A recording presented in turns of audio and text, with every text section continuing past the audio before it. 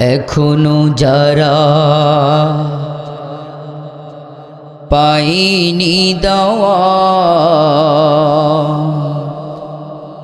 কোরআনের মিছিলে,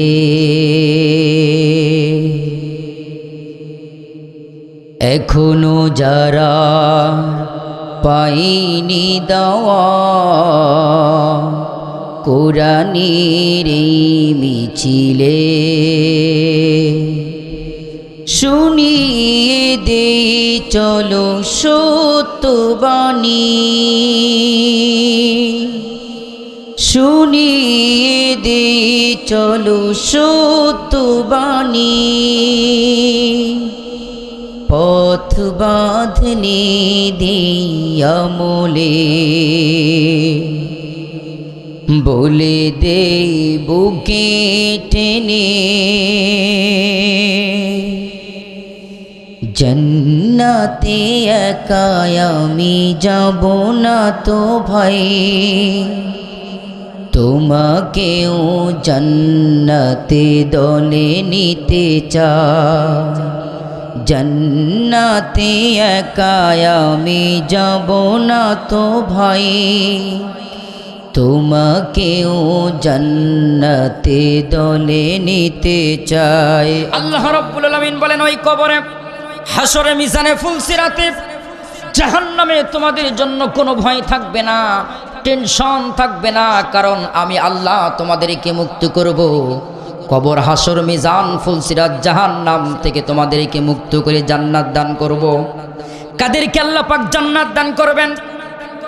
কাদেরকে আল্লাহ পাক জাহান্নাম থেকে মুক্ত করে জান্নাতে দিবেন? কবরের আযাব কাদেরকে আল্লাহ পাক মাফ করে দিয়ে দেবেন? আল্লাহ পাক তাদের ব্যাপারে বড় বক্তব্য পেশ করছেন, যারা মুমিন হবে। জোরে কান সুবহানাল্লাহ। কি হবে? যারা মুমিন হবে, যারা আল্লাহ পাকের গোলাম হবে। কোরআনুল কারীমে আল্লাহ পাক মুমিনদের কথা বলেছেন। কোরআনুল কারীমের আল্লাহ পাক বলেছেন, কদ আফলাহাল মুমিনুন, মুমিনরা সফল হয়েই গিয়েছে। জোরে বলেন সুবহানাল্লাহ। বিষয়টা এমন নয় আপনি সফল হবেন যখনই আপনি মুমিন হয়ে যাবেন। আল্লাহ তাদের ব্যাপারে সফলতা ঘোষণা করেছেন। আর এই মুমিন হওয়ার জন্য কি করতে হবে? আমরা অনেকেই মনে করে নিয়েছি লা ইলাহা ইল্লাল্লাহ মুহাম্মাদুর রাসূলুল্লাহ, এই কালেমা পড়েছি, আমরা মনে হয় মুমিন হয়ে গিয়েছি, আমরা মনে হয় ইমানদার হয়ে গিয়েছি, ইমানদারিনী হয়ে গিয়েছি। কিন্তু না না না, যখনই আপনি কালিমা পড়েছেন লা ইলাহা ইল্লাল্লাহ মুহাম্মাদুর রাসূলুল্লাহ, আপনার চিন্তা, আপনার চেতনা, আপনার জীবন, আপনার যৌবন, আপনার অর্থ, আপনার সম্পদ, এ টু জেড সব কিছুই আল্লাহ পাক কিনে নিয়েছেন। বিনিময়ে আল্লাহ পাক এই জান্নাতের সার্টিফিকেট দিয়েছেন। কোরআনুল কারীমে আল্লাহ পাক তাই তো মুমিনদের ব্যাপারে একথা বলছেন, ইন্নাল্লাহা আশতারা মিনাল মুমিনিনা আনফুসাহুম ওয়া আমওয়ালাহুম বিআন্না লাহুমুল জান্নাহ। বলেন আল্লাহু আকবার। রব্বুল আলামিন বলেন, নিশ্চয়ই আমি আল্লাহ তাআলা মুমিনদের জান এবং মালকে ক্রয় করে নিয়েছি, খরিদ করে নিয়েছি, কিনে নিয়েছি। এর বিনিময়ে আমি আল্লাহ আমার নিয়ামত প্রাপ্ত জান্নাত তাদেরকে দান করেছি। জোরে কান সুবহানাল্লাহ। আমার ভাইয়েরা, একটা জমি আপনি কিনেছেন, এই জমিটার দলিল আপনার নামে হয়েছে। আপনি ইচ্ছে করলে কিন্তু যা খুশি এই জমিতে আপনি সেই অনুযায়ী চাষাবাদ করতে পারবেন, আপনাকে কেউ কোনো কিছু বলতে পারবে না। ঠিক একইভাবে আপনার জান, আপনার মাল, আপনার চিন্তা, আপনার চেতনা, আপনার জিন্দেগি সব কিছুই আল্লাহ পাক কিনে নিয়েছেন। আর আপনি যেহেতু জান্নাতে যাওয়ার জন্য সিদ্ধান্ত নিয়েছেন, কবরের আযাব থেকে মুক্তি পাওয়ার জন্য আল্লাহর কাছে বারবার দরখাস্ত করতেছেন, হাসর, মিজান, ফুলসিরাত মুক্তি পাওয়ার জন্য আপনি আল্লাহর কাছে দরখাস্ত করতেছেন, জাহান্নামের আগুন থেকে বাঁচার জন্য আল্লাহর কাছে বারংবার বলতেছেন, সেই আল্লাহ পাক বলতেছেন তোমাদেরকে মুক্তি দেব, কবরের আযাব থেকে মুক্তি দেব, হাসর, মিজান, ফুলসিরাত, জাহান্নাম থেকে মুক্তি করে জান্নাত দিয়ে দেব। অবশ্যই তোমাদের জান, তোমাদের মাল, তোমাদের চিন্তা চেতনা হতে হবে আমার নিয়ম অনুযায়ী। জোরে কান সুবহানাল্লাহ। আমার ভাইয়েরা, একান্ত আপনজনেরা, আমার আল্লাহ রাব্বুল আলামিন এই পৃথিবীর বুকে আপনাকে আমাকে দুনিয়ার বুকে পাঠিয়ে দিলেন। আর কিছু ফর্মুলা করে দিয়েছেন। এবার আসুন মুমিনদের কি কাজ হবে, মুমিনদের কি বৈশিষ্ট্য হবে, মুমিনদের কি কোয়ালিটি হবে, মুমিনদের কেমন চিন্তা হবে। আল্লাহ পাক কোরআনুল কারীমে সূরা আনফালের 2 নম্বর আয়াতে এভাবেই মুমিনদের 5টা গুণের কথা বলেছেন। জোরে বলুন, কয়টা গুণের কথা বলেছেন? 5টা গুণের কথা বলেছেন, 5টা কোয়ালিটি, 5টা বৈশিষ্ট্য যাদের ভিতরে, যে মুমিনের ভিতরে থাকবে, অবশ্যই আমার আল্লাহ তাআলা এই দুনিয়ায় তাদেরকে সম্মানিত করবেন, পরকালে জাহান্নামের আগুন থেকে মুক্ত করে ক্ষমা করে অবশ্যই আমার আল্লাহ তাদেরকে জান্নাতে প্রবেশ করাবেন। জোরে কান সুবহানাল্লাহ। কোরআনুল কারীমে এই জন্য মুমিনদের ব্যাপারে বক্তব্য দিচ্ছেন, ইন্নামাল মুমিনুনাল্লাযীনা ইযা যুকিরাল্লাহু ওয়াজিলাত কুলুবুহুম। আল্লাহু আকবার। মুমিন তারা, ইন্নামাল মুমিনুন, নিশ্চয়ই মুমিন তারা। এখানে মুমিনুন, আল্লাহ মুমিনদেরকে ডাক দিয়ে বলতেছেন আল্লাযীনা, যারা ইযা যুকিরাল্লাহ, আল্লাহর নাম যে সময় স্মরণ করানো হয়, আল্লাহর কথা, কোরআনের কথা, ইসলামের কথা, পরকালের কথা, জান্নাতের কথা, জাহান্নামের কথা যে সময় আলোচনা করা হয়, তাদের অন্তর আল্লাহর ভয়ে থপ থপ করে কাঁপতে শুরু করে। আল্লাহু আকবার। আমার ভাইয়েরা, বিষয়টা এমন নয় আপনি ভয় পেয়ে গিয়েছেন। আল্লাহর ভয় বলতে কি বোঝানো হয়েছে? আল্লাহর ভয় বলতে এই পৃথিবীর বুকে আপনি চলাফেরা করবেন, আপনার জীবনটা পরিচালনা করবেন, আপনার কর্মস্থল, আপনার চিন্তা চেতনা যে জায়গায় যাবে আল্লাহকে স্মরণ করবে।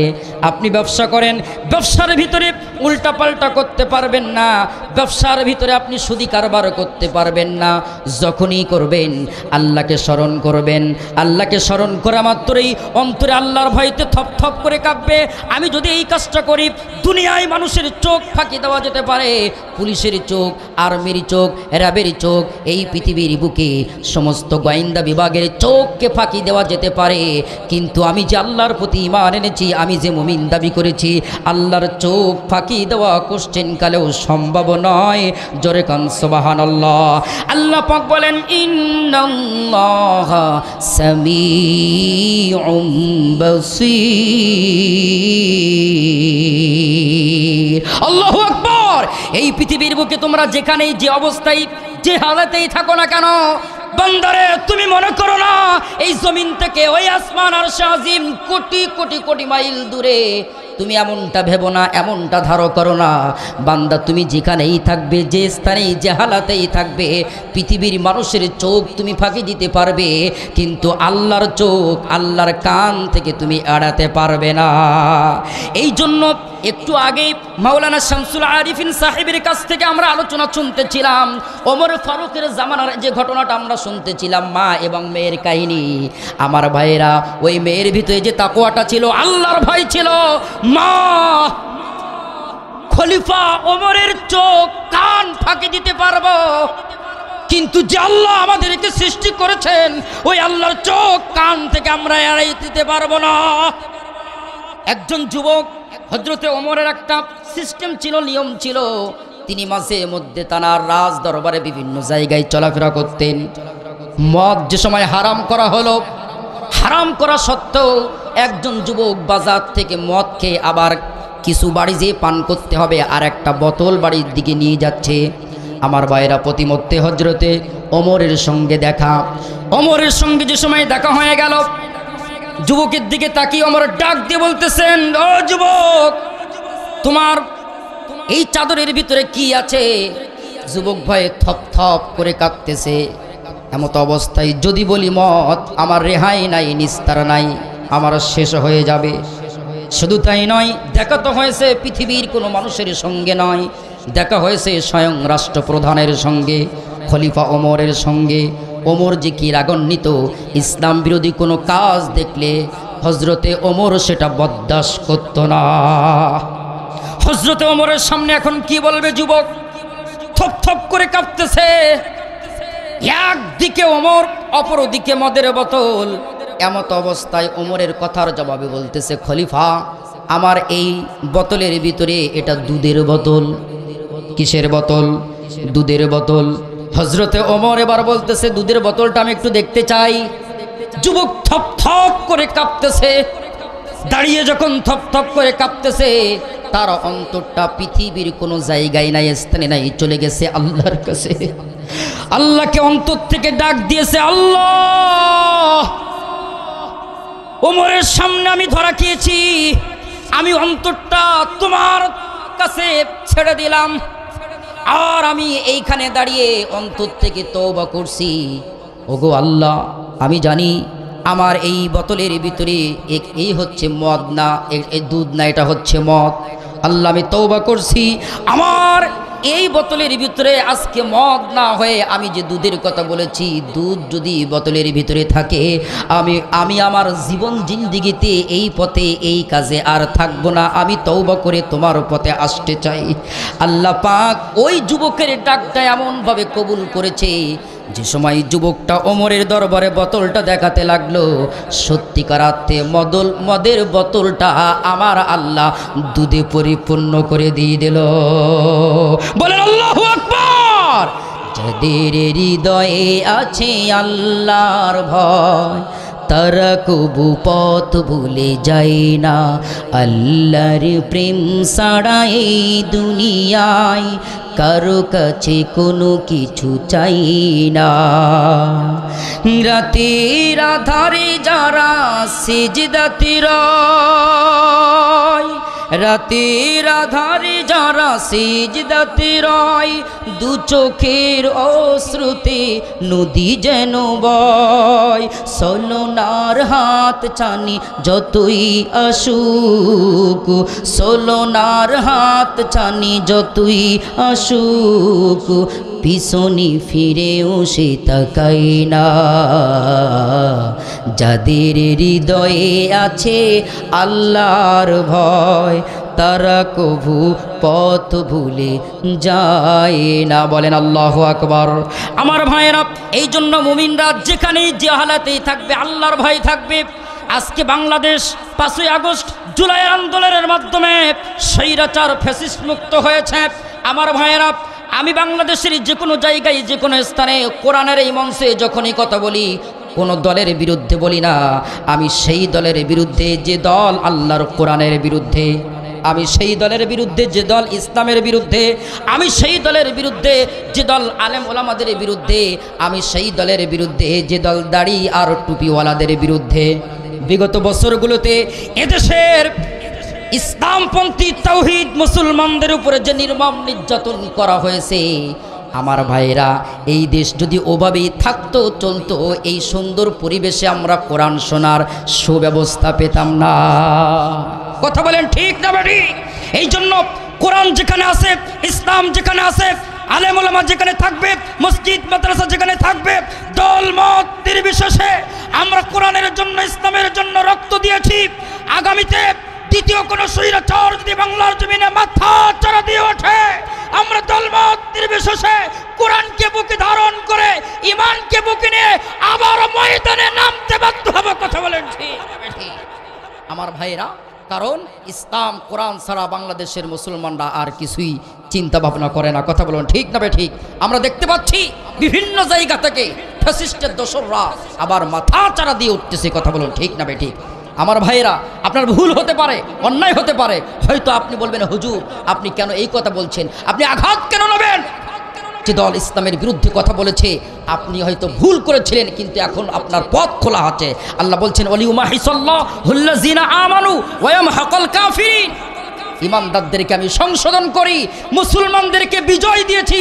মুসলমানদের যেটা ধারণার বাইরে ছিল, মুসলমানরা চিন্তা ভাবনা করতেছিল আমরা এই বিশাল জালিমের এই শহর থেকে আমরা কিভাবে মুক্তি পাবো, কিভাবে একটা সুন্দর দেশ আমরা উপহার পাবো, কিভাবে ইসলাম কোরআন এবং ঈমান নিয়ে আমরা সমাজে চলাফেরা করব। আল্লাহ সেই সুন্দর সমাজ দিয়েছেন, ঈমানদারদের থেকে সংশোধনী হতে হবে। আল্লাহ পাক যে বিজয় দিয়েছেন, আমরা তওবা করে কোরআনের এই পথেই আসতে চাই। রাজি আছেন কারা কারা? একটু দুহাত উঁচু করে আল্লাহকে দেখিয়ে দেন তারা তারা। লিল্লাহি তাকবীর। আল্লাহ এই হাতগুলো কোরআনের জন্য কবুল করুক, বলেন আমিন। আমার ভাইয়ের এই জন্য আল্লাহকে ভয় করতে হবে। বিষয়টা এমন নয় আপনি দল করবেন আল্লাহর জন্য, আল্লাহকে রাজি খুশি করার জন্য দল করবেন, আর আল্লাহর ভয়টা অন্তরে রাখবেন। আল্লাহর ভয় যাদেরকে থাকবে অবশ্যই আমার আল্লাহ কবরের আযাব থেকে মুক্ত করে, অবশ্যই জাহান্নাম থেকে মুক্ত করে, অবশ্যই আমার আল্লাহ জান্নাত দান করবেন। জোরে কোন সুবহানাল্লাহ। এক নাম্বার আল্লাহর ভয় অন্তরে রাখতে হবে সব সময়, যেখানে যে স্থানেই থাকুন না কেন আল্লাহর ভয় রাখতে হবে। দুই নাম্বার কি করতে হবে? আল্লাহ পাক বলেন ওয়া ইযা তুলিয়াত আলাইহিম আয়াতুহু যাদাতুহুম ঈমানা। এই কোরআন তেলাওয়াত করতে হবে। আর মুমিনদের আরেকটা বৈশিষ্ট্য গুণ হবে, কোরআন যে সময় যেখানেই তেলাওয়াত করা হবে ঈমানদার মুমিনদের ঈমান আমার আল্লাহ বাড়িয়ে দেবে। জোরে কোন সুবহানাল্লাহ। আল্লাহু আকবার বলেন না। এই কোরআন শুনলে অন্তরে তৃপ্তি আসে না নাই? কোরআন শুনলে আপনার আমার ইমানের খোরাক মেটে কি মেটে না?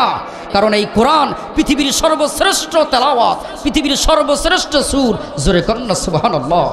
আর রহমানু আল্লামাল কুরআন খলাকাল ইনসানা আল্লামাহুল বায়ান الشمس والقمر بحسبان والنجم والشجر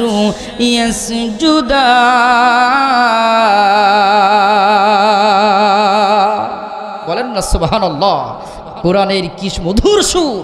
ইমানদাররা যখন শুনবে ইমানদারদের ঈমান বৃদ্ধি পাবে। এই জন্য এই কোরআন তেলাওয়াত করার দরকার আছে না নাই? সকাল সন্ধ্যা আপনার বাড়িতে কোরআন তেলাওয়াত করবেন। যে ঘরেতে যে বাড়িতে কোরআন তেলাওয়াত করা হয় ওই ঘরে ওই বাড়িতে আল্লাহর রহমত বর্ষিত হয়। জোরে কান সুবহানাল্লাহ।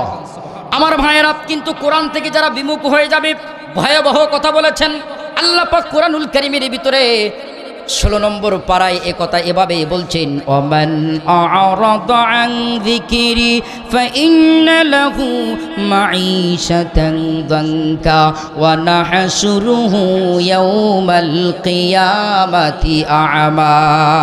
যারা কোরআনের পথ, কোরআনের এই সুর, কোরআনের আইন বিধিবিধান থেকে যারা দূরে রাখবে, যাদের জীবন যৌবন চিন্তা চেতনা, আমার আল্লাহ তাদের জীবনটাকে সংকীর্ণ করে দিয়ে দেবে। তাদের জীবনে সব থাকবে কিন্তু আনন্দ থাকবে না, সুখ থাকবে না। কারণ প্রকৃত সুখ দেওয়ার মালিক কে? আল্লাহ পাক বলেন দুনিয়ায় তো সুখ থাকবে না, শুধু দুনিয়ায় শাস্তি এটা নয়, পরকালে আমার আল্লাহ তাদেরকে অন্ধ করে উঠাবেন। তারা আল্লাহর কাছে জিজ্ঞেস করবেন, আল্লাহ তুমি তো জালিম না? বান্দার প্রতি তো তুমি তো জুলুম করো না। আমাদের দুনিয়ায় চোখ ছিল, এখন কেন এই পরকালে তোমার এই হাসরের ময়দানে অন্ধ করে উঠালে? আল্লাহ পাক বলবেন যে কেন আমি উঠালাম? ক্বালা রাব্বি লিমা হাসারাতানি আ'মা ওয়া ক্বাদ কুনতু বাসীরা। তোমাদের চোখ ছিল, তোমাদের কান ছিল, সব ছিল, কিন্তু এই কান দিয়ে কোরআন শোনো নাই, এই চোখ দিয়ে কোরআন তোমরা দেখো নাই। এই জন্য যে চোখটা দিয়েছিলাম কোরআন দেখার জন্য, কানটা দিয়েছিলাম কোরআন শোনার জন্য, সব দেখেছিলা, সব শুনেছিলা, কিন্তু কান দিয়ে শুধু কোরআন শোনো নাই, চোখ দিয়ে তোমরা কোরআন পড়ো নাই। এই জন্য এই অপরাধে আমি আল্লাহ তোমাদেরকে দুনিয়ায় চোখ থাকা সত্ত্বেও হাসরের ময়দানে অন্ধ করে উঠেছি। বলেন নাউজুবিল্লাহ। তাহলে বলেন তো দেখি, কোরআন শোনার পড়ার দরকার আছে না নাই? আমার ভাইয়েরা, এবার 3 নম্বর মুমিনদের যে গুণটা হবে, আল্লাহ পাক ডাক দিয়ে বলতেছেন আল্লাযীনা ইউকিমুনাস সালাত। 3 নম্বর গুণ এর আগে আল্লাহ বলছেন ওয়া আলা রাব্বিহিম ইয়াতাওয়াক্কালুন। মুমিনরা আপদে বিপদে সর্বাবস্থায় একজনের উপরে ভরসা করবে। আমি জানতে চাই তিনি কে? জোরে বলেন না সুবহানাল্লাহ। একজনের উপরে মুমিনরা ভরসা করবে। সুখ দুঃখ সর্বাবস্থায়, জীবনের বালা মুসিবত যত দুঃখ কষ্ট আসুক না কেন, ভরসা করবে কার উপরে? আল্লাহর উপরে। কিন্তু আমাদের চিন্তা চেতনা কেমন হয়? আমাদের চিন্তা এমন, একটা মেয়ে বিয়ে করবে কিন্তু তার আগের চিন্তা কেমন? সে মনে করে বিয়ে যেহেতু করব নিজের পায়ে দাঁড়িয়েই তারপর করব, কারণ বিয়ে করার পর যদি স্বামী মারা যায় তাহলে আমার অবস্থা কি হবে? যেহেতু তার ভরসা, তার নিয়তের উপরেই কিন্তু আমার আল্লাহ সেই অনুযায়ী তার বরকত দেয়, সেটাই তার কবুল করে নেয়। এই মেয়ের এই নিয়ত যে আমি বিয়ে করব, কিন্তু বিয়ে করার পর স্বামী যদি হঠাৎ অ্যাক্সিডেন্ট কিংবা কোনো কারণে আমার আগেই মারা যায়, আমার অবস্থা কি হবে? আমার জীবন কেমন চলবে, আমার পরিবার, আমার ছেলে মেয়ে কীভাবে জীবনযাপন করবে। এই জন্য ওই মেয়ে এই নিয়ত করে বিয়ে করার আগে লেখাপড়া শিখে চাকরি বাকরি করে তারপরেই বিয়ে করে। পরবর্তীতে দেখা যায় অবস্থা এমনই হয়, ওর নিয়তটা যেহেতু এমন ছিল, ও বিয়ে করে, বিয়ে করার পর দেখা যায় ওর জীবন যৌবনে একটা পর্যায়ে তার স্বামী ইন্তেকাল করে। কারণ তার চিন্তা এমন আগের থেকেই। আল্লাহ বলে ভরসা যার উপরে করবে আমি তার উপরেই তাকে বর্তাবো। যেহেতু সে ভরসা করেছিল তার চাকরির উপরে, স্বামীর উপরে, আল্লাহর উপরে সে ভরসা করে নাই। আছে না নাই? আল্লাহ পাক বলেন মানুষের চিন্তা যদি এমন হয়, শুধু এখানেই শেষ নয়। একজন ব্যক্তি সরকারি চাকরি করে, সরকারি চাকরি করার পরে যে পেনশন পাবে, মনে করেন 10 লক্ষ টাকা কিংবা 15 লক্ষ টাকা, ওই ব্যক্তির চিন্তা চেতনা চাকরির পরে আমি কিভাবে চলবো, পেনশনের টাকা থেকে কিছু টাকা পয়সা পাবো, এরপরে যদি অসুস্থ হই, আমার যদি কোনো রকম ক্যান্সার হয় তাহলে এই টাকা দিয়ে আমি চিকিৎসা করব। না জানি আমার ছেলে দেখবে না মেয়ে দেখবে না, এই জন্য এটার উপরে ভরসা করে। আল্লাহ বলে যে ব্যক্তি যার উপরে ভরসা করে, এক পর্যায়ে সেটাই দেখা যায় যে ব্যক্তি সরকারি চাকরি করে এমন চিন্তা ভাবনা করেছে, আমার আল্লাহ এক পর্যায়ে ওই দিন শেষে, তার চাকরি শেষে এমন একটা হাল করেছে যে শেষ বয়সে ক্যান্সার হয়েছে, 10 লক্ষ 15 লক্ষ টাকা সব খরচা হয়ে গিয়েছে, বাকি কোনো কিছু রইল না, শেষ পর্যন্ত তাকে কবরে যেতে হয়েছে। ঠিক না বে ঠিক? যেহেতু তার ভরসাটা এমনই ছিল। কিন্তু ভরসা কেমনটা দেখেন, ইমানদারদের মুমিনদের ভরসা কেমন ছিল। আল্লাহর পয়গম্বর জাতির পিতা মিল্লাতে আবিকুম ইব্রাহিম হুয়া সাম্মাকুমুল মুসলিমিন, ইব্রাহিম আলাইহিস সালাম মরু প্রান্তরে আল্লাহর হুকুম হলো দুধে বাচ্চা ইসমাইল এবং তার মাকে ওই মরুভূমির ময়দানে রেখে আসতে হবে। আল্লাহর হুকুম স্বরূপ হযরতে ইব্রাহিম আলাইহিস সালাম মরুভূমির ময়দানে রেখে আসতেছে। যে সময় রেখে আসলো, একবার হাজরা আলাইহিস সালাম স্বামীকে ডাক দিলেন, স্বামী এখানে মানুষ নাই, জন নয়, ধুধুময় মরুময় প্রান্তর, এখানে আপনি রেখে যাচ্ছেন, কিসের জন্য রেখে যাচ্ছেন? একটা কথা জানতে চাই, এটাকে আপনি রেখে যাচ্ছেন নাকি আল্লাহর হুকুমে রেখে যাচ্ছেন? হযরত ইব্রাহিম আলাইহিস সালাম এই কথা শোনার পর হাজরা তার স্ত্রীকে ডাক দিয়ে বলতেছেন, এটা আমার জন্য রেখে যাচ্ছি না, এটা আল্লাহর হুকুমেই তোমাকে মরুভূমির ময়দানে রেখে যাচ্ছি। হাজরা আলাইহিস সালামের ঈমান আর ভরসা কতটা দৃঢ় ছিল, ওইখানে স্বামীর কাছে জবাব দিয়ে বলল, স্বামী হে, আপনি শুনে নেন, আপনি যদি আল্লাহর হুকুমে রেখে যান মরুভূমির প্রান্তরে, তাহলে আপনিও জেনে নেন যে আল্লাহর জন্য আপনি মরুভূমির ময়দানে রেখে যাচ্ছেন। আপনি আমাদের দেখবেন না, কিন্তু যে আল্লাহর হুকুমে রেখে যাচ্ছেন, আমি ওই আল্লাহর প্রতি ভরসা করছি, অবশ্যই আমার আল্লাহ আমাকে খাওয়াবেন, আমার প্রতি রহম করবে। আল্লাহু আকবার। এই কথা শোনার পর হযরত ইব্রাহিম আলাইহিস সালামের চোখ থেকে পানি পড়ল, আর তিনি একটা দোয়া করেছিলেন। আল্লাহ পাক দোয়াটা কোরআনুল কারীমের ভিতরে কোট করেছেন, রব্বানা ইন্নী আসকাউতু মিন যুররিয়্যাতি বিওয়াদিন গায়রি যী সারইন ইনদা বাইতিকাল মুহাররম। জোরে কান সুবহানাল্লাহ।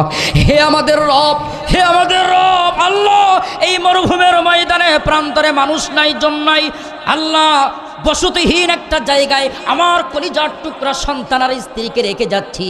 আমি জানি আমি এখান থেকে চলে যাব, কিন্তু তোমার রহমত তাদের প্রতি বর্ষিত হবে।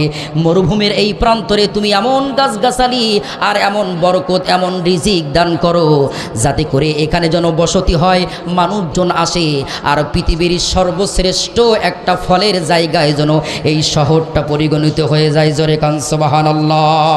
পরবর্তীতে দেখা গেল তাদের এই ভরসা আর তাওয়াক্কুলে এত দৃঢ় হওয়ার কারণে ওই জায়গাটা আল্লাহ পাক গোটা পৃথিবীর বুকে পৃথিবীর মানুষের জন্য একটা ফলমূল, একটা মানুষজনের শহর হিসেবে বিশ্বময় পরিচিত করে দিয়েছেন। জোরে কান সুবহানাল্লাহ।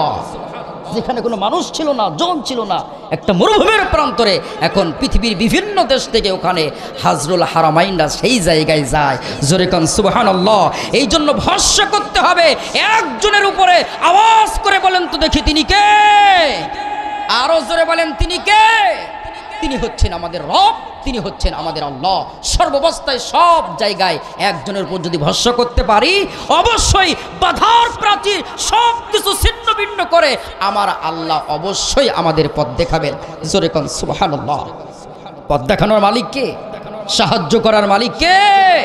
হাসবুনাল্লাহ নি'মাল ওয়াকিল, নি'মাল মাওলা, নি'মান নাসির। আমাদের মালিক, আমাদের রব, আমাদের সাহায্যকারী একজন, তিনি কে? বলেন আল্লাহ। ও গো আল্লাহ, ক্ষমা করে দাও, মাফ করে দাও। আল্লাহকে ডাকলে আল্লাহকে সাড়া দেয় না? আল্লাহকে সাড়া দেয় না? আমার আলোচনা শুনতেছিলাম, উদউনি আস্তাজিব লাকুম। আল্লাহকে ডাকলে অবশ্যই আমার আল্লাহ সাড়া দেবে। জোরে কান সুবহানাল্লাহ। তোমাকে ডাকি যদি একবার আল্লাহ, আমাকে কাছে টানো বারবার। যদি পথ ভুলে যায় আমাকেও দিও ঠাই, যদি পথ ভুলে যায় আমাকেও দিও ঠাই। দিও দিশা এইটুকু আবদার আল্লাহ, আমাকে কাছে টানো বারবার। বলেন আমিন। আমার ভাইয়েরা, তাহলে ভরসা করতে হবে একজনের উপরে, তিনি আমাদের রব। মুমিনদের আপদে বিপদের সর্বাবস্থায় যত আপদ আর বিপদ আসুক না কেন, জেল জুলুম জুলুমানা যত কিছু আসুক না কেন, একজনের উপরে ভরসা করতে হবে। একটু মোটা আওয়াজে বলেন তিনি কে? আল্লাহর উপরে ভরসা করতে হবে। এবার মুমিনদের 4 নম্বরে যে গুণটা হবে, আল্লাহ পাক বলেন আল্লাযীনা ইউকিমুনাস সালাত। জোরে কান সুবহানাল্লাহ। মুমিনরা অবশ্যই নামাজ প্রতিষ্ঠিত করবে। সুবহানাল্লাহ বলেন। কি প্রতিষ্ঠিত করবে? নামাজ পড়বে, নিজে নামাজ পড়বে, নিজেদের পরিবারের নামাজের শিক্ষা দেবে, সমাজ নামাজ ভিত্তিক প্রতিষ্ঠিত করার আন্দোলন করবে, এবং দেশটা নামাজ যাতে হয় সেই আন্দোলনে মুমিনরা শরীক হবে। জোরে কান সুবহানাল্লাহ। কারণ নামাজটা এত বেশি ফজিলাত। আপনি যে সময় মুয়াজ্জিন সাহেব যে সময় আজান দেবে, মুমিনরা কখনো আজান শোনার পর বাইরে থাকতে পারে না। অবশ্যই মুমিনরা নামাজের জন্য প্রস্তুতি গ্রহণ করবে। আর মুমিনরা যে সময় অজু করে, অজু করলে পরে আমার আল্লাহ তার জীবনের গুনাহ মাফ করে দিয়ে দেয়। সুবহানাল্লাহ বলবেন না? অঙ্গ থেকে যে অজু করা হয়, হাত ধুলেন, মুখ ধুলেন, কান ধুইলেন, সব কিছু যে সময় ধৌত করলেন, এই উজু করার পর আকাশের দিকে তাকিয়ে নবীজি একটা দোয়া পড়তেন। 2টা হাদিস আমি পড়েছি। 1 নাম্বার হচ্ছে কালিমা শাহাদা বাক্য পাঠ করতেন, আশহাদু আল্লা ইলাহা ইল্লাল্লাহ ওয়াহদাহু লা শারীকা লা ওয়া আশহাদু আন্না মুহাম্মাদান আবদুহু ওয়া রাসূলুহু। এই ওযু করার পর কোনো ব্যক্তি যে সময় কালিমা শাহাদা পড়ে, আমার আল্লাহ জান্নাতের 8টি দরজা তার জন্য খুলে দিয়ে দেয়। জোরে কান সুবহানাল্লাহ। আরেকটি হাদিসে আসছে, ওযু করার পর নবী করিম সাল্লাল্লাহু আলাইহি সাল্লাম আরেকটা দোয়া পড়তেন, সুবহানাকাল্লাহুম্মা বিহামদিকা লা ইলাহা ইল্লা আনতা আস্তাগফিরুকা ওয়া আতুবু ইলাইহি। জোরে কান সুবহানাল্লাহ। এই দোয়াটা যদি কোনো বান্দা পড়ে, আমার আল্লাহ আসমানের মালিক তার প্রতি রাজি এবং খুশি হয়ে যায়। নজু করার পর দোয়া করে মসজিদে প্রবেশ করলো, আল্লাহু আকবার বলে বান্দা যে সময় নামাজের জন্য দাঁড়ালো, আল্লাহু আকবার বলার সাথে সাথে তার জীবনের ছোট ছোট যে গুনাহ থাকে, আমার আল্লাহ তার জীবনের গুনাহগুলো মাফ করে দিয়ে দেয়। জোরে খান সুবহানাল্লাহ। বান্দা যে সময় নামাজে দাঁড়িয়ে সানা পড়ে, সুবহানাকাল্লাহুম্মা বিহামদিকা ওয়া তাবারাকাসমুকা ওয়া তাআলা জাদ্দুকা ওয়া লা ইলাহা গায়রুক, এই সানা পড়া শেষ না হতেই আল্লাহ পাক নামাজরত ব্যক্তির শরীরে যতগুলো পশম আছে, অতগুলো সওয়াব তার আমল নামায় আল্লাহ ফেরেশতাদের মাধ্যমে লিখে দিয়ে দেয়। নামাজরত ব্যক্তি সানা পড়ার পর এবার আল্লাহর প্রশংসা করার শুরুতেই সূরা ফাতিহা পড়বে, আলহামদুলিল্লাহি রাব্বিল আলামিন আর রহমানির রহিম মালিক ইয়াউমিদ্দিন ইয়াকা না'বুদু ওয়া ইয়াকা নাস্তাঈন ইহদিনাস সিরাতাল মুস্তাকিম সিরাতাল্লাযীনা আন'আমতা আলাইহিম গায়রিল মাগদুবি আলাইহিম ওয়ালাদ-দাল্লিন। সূরা ফাতিহা থেকে উত্তম সূরা আর কিছুই হতে পারে না, উত্তম দোয়া আর কিছুই হতে পারে না, উত্তম কিছুই আর হতে পারে না। আল্লাহর কাছে এই সূরা ফাতিহা যে সময় তেলাওয়াত করা হয়, আল্লাহ অবশ্যই এক একটা জবাব দেয়। আর সূরা ফাতিহা যে সময় বান্দা শেষ করে, এত বেশি ফজিলাত নামাজরত ব্যক্তির জন্য হাদিসের ভিতরে বলা হয়েছে। আজকে হজ আর উমরা করার জন্য, নফল হজ আর উমরা করার জন্য লক্ষ লক্ষ টাকা খরচ হয়, শরীরের শক্তি সঞ্চয় করতে হয়, কত ঝামেলা ভোগ করতে হয়। কিন্তু আল্লাহ পাক বলেন নামাজরত ব্যক্তি যে সময় সূরা ফাতিহা শেষ করে, নফল হজ আর উমরা করলে যে সওয়াব হয়, সেই সওয়াব নামাজি ব্যক্তির আমল নামায় লিখে দেওয়া হয়। বলেন না সুবহানাল্লাহ। বান্দা যে সময় সূরা ফাতিহা শেষ করলাম না, সূরা পড়ার পর রুকুতে চলে গেল, রুকুতে যাওয়ার পরপরই আসমানি কিতাব কয়খানা? আরো জোরে বড় কিতাব কয়খানা? 4 খানা। তাওরাত, জাবুল, ইনজিল, কোরআন, এই 4টি কিতাব তেলাওয়াত করলে যে সওয়াব হতো, রুকুতে যে নামাজরত ব্যক্তি যে সময় পড়ে সুবহানা রাব্বিয়াল আযীম, এই রুকুতে যে তাসবিহ পড়া শেষ না হতে আসমানি কিতাব তেলাওয়াত করলে যে সওয়াব হতো, সেই সওয়াব রুকুকারী ব্যক্তির আমল নামায় আল্লাহ লিখে দিয়ে দেয়। এরপরে রুকুত থেকে উঠলো সামি আল্লাহু লিমান হামিদা। আল্লাহ বলছে বিষয়টা এমন নয় তুমি যে আল্লাহর প্রশংসাগুলো করতেছো আল্লাহ শুনতেছে না। রব্বানা লাকাল হামদ হামদান কাসীরান তাইয়িবান মুবারাকান ফি, এই প্রশংসা যে সময় করে বান্দা আল্লাহু আকবার বলে রুকু সিজদায় চলে যায়, ওয়াসজুদ ওয়াক্তারিব। নবীজির কাছে জিজ্ঞেস করা হলো, ইয়া রাসূলুল্লাহ, বান্দা বান্দি সবথেকে বেশি নিকটবর্তী কখন হয়? নবীজি বললেন বান্দা যখন সিজদায় চলে যায় আল্লাহর একবারে নিকটবর্তী হয়ে যায়।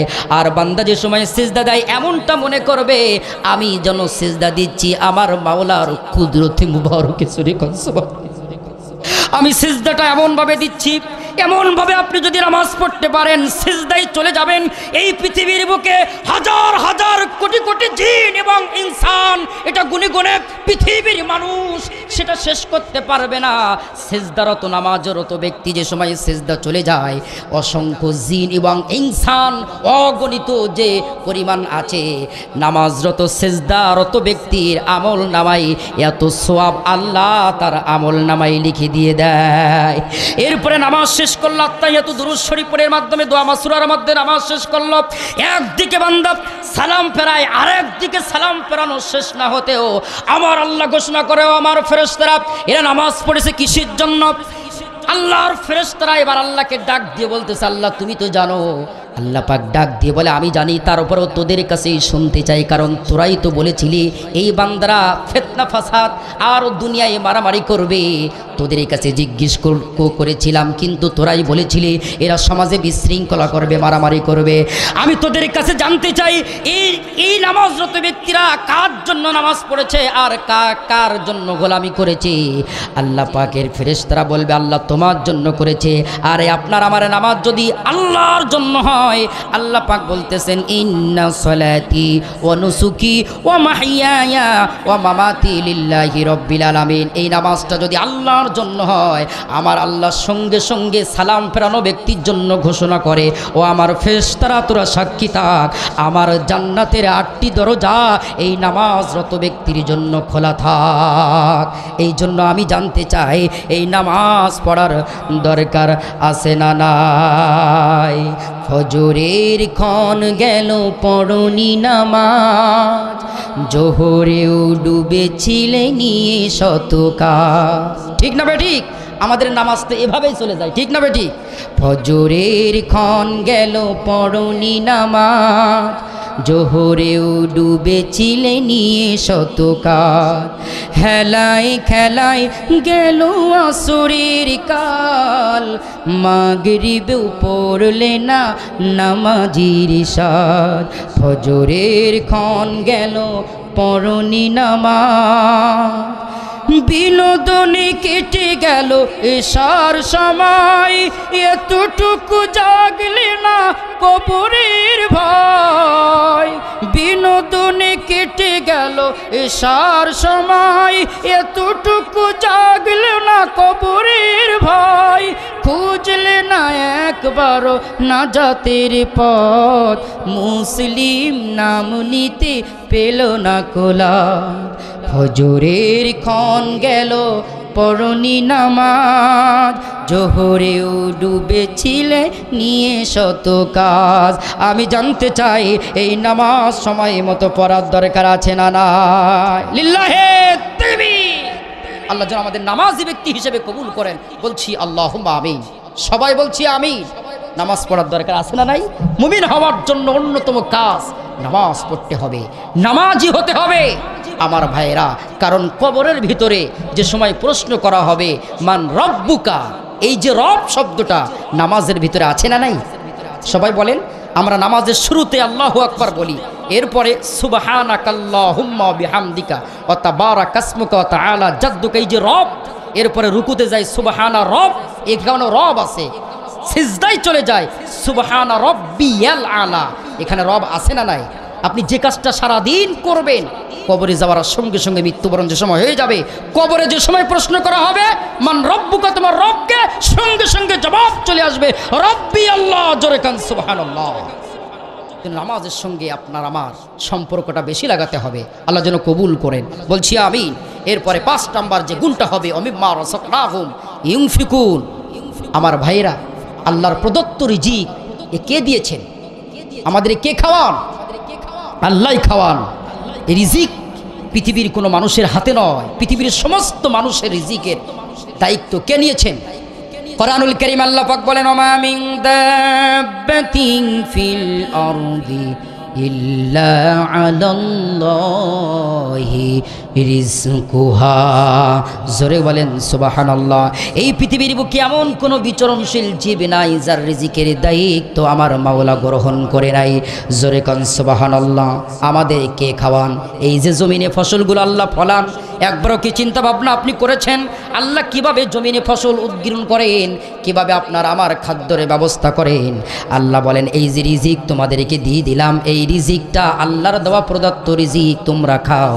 আল্লাহ এই জন্য মুমিনদেরকে অন্য আয়াতে ডাক দিয়ে বলতেছেন ইয়া আইয়ুহাল্লাযীনা আমানু আনফিকু মিন তাইয়্যিবাতি মা কাসাবতুম ওয়া মিম্মা আখরাজনা লাকুম মিনাল আরদ, জোরে কান সুবহানাল্লাহ। ও হে ইমানদারগণ, তোমরা যারা আমার প্রতি ঈমান এনেছো, তোমরা পবিত্র জিনিসটাকে তোমরা আল্লাহর জন্য যেটা নিয়েছো এবং জমিন থেকে যেটা উৎপন্ন হয়, যেটা উৎপাদিত হয়, এই পবিত্র জিনিসটা তোমরা আল্লাহর পথে ব্যয় করো। নিজেরা খাও এবং আল্লাহর পথে কিছুটা ব্যয় করো। আল্লাহর পথে ব্যয় করতে যে তোমরা খারাপ জিনিস দিও না। ওয়ালা তায়াম্মামুল খাবিসা মিনহু তুনফিকুন, খারাপ জিনিস তোমরা দিও না, ভালো জিনিসটা আল্লাহর পথে দাও, আল্লাহর সন্তুষ্টির জন্য দাও। তুমি যদি 1 দাও, মাংজা আবিল হাসানা, আমি আল্লাহ দুনিয়ায় তোমার 10 দেব। আল্লাহু ইয়ারযুকু মাইয়াশা, আমার দরবারে রিজিকের কোনো অভাব নাই, আমি তোমার জীবনটা রিজিকে পরিপূর্ণ করে দিয়ে দেব। জোরে বলেন সুবহানাল্লাহ। এই জন্য যে আল্লাহ খাওয়ায় সেই আল্লাহর গোলামি করার দরকার আছে না নাই? আল্লাহর পথে ব্যয় করার দরকার আছে না নাই? আল্লাহ যেন কবুল করেন, বলেন আমিন। এই 5টি গুণ যাদের ভিতরে থাকবে, আমার আল্লাহ বলছেন লাহুম দারাজাতুন ইনদা রাব্বিহিম, আমার আল্লাহর পক্ষ থেকে তাদের সম্মান এই পৃথিবীর বুকে বাড়িয়ে দেবেন কে? আল্লাহ আপনার আমার সম্মান মর্যাদা বাড়িয়ে দেবেন। এবং আল্লাহ পাক ওয়া মাগফিরা, এই পৃথিবীর বুকে দুনিয়ায় চলার পথে ওঠার পথে বিভিন্নভাবে আপনার আমার জীবনে ভুল আছে না নাই? এই ভুলগুলো ক্ষমা করবেন কে? আল্লাহ পাক অবশ্যই ক্ষমা করবেন যদি এই 5টি গুণ থাকে। এরপরে আমার আল্লাহ অবশ্যই এই পৃথিবীর বুকে আপনার আমার প্রশস্ত রিজিকের ব্যবস্থা করবেন। জোরে কান সুবহানাল্লাহ।